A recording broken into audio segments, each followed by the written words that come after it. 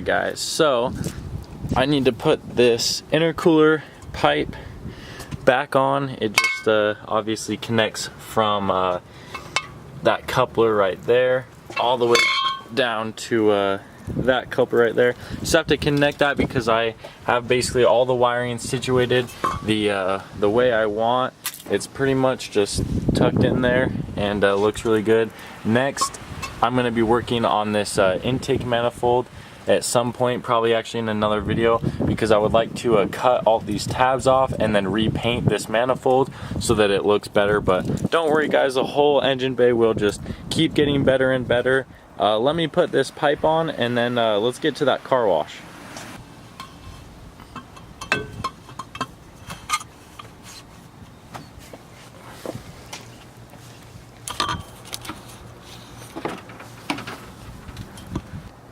Alright guys, the shade doesn't make it that easy to see, but this is basically how it looks with that intercooler pipe.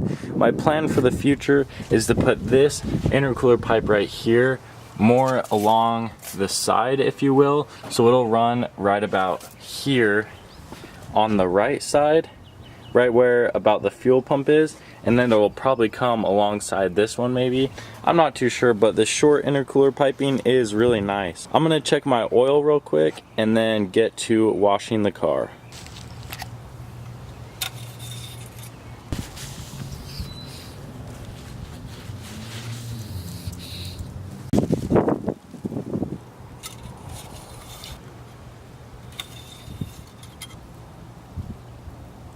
Yep, that looks pretty good. Maybe just slightly overfilled, but basically right at that max dot.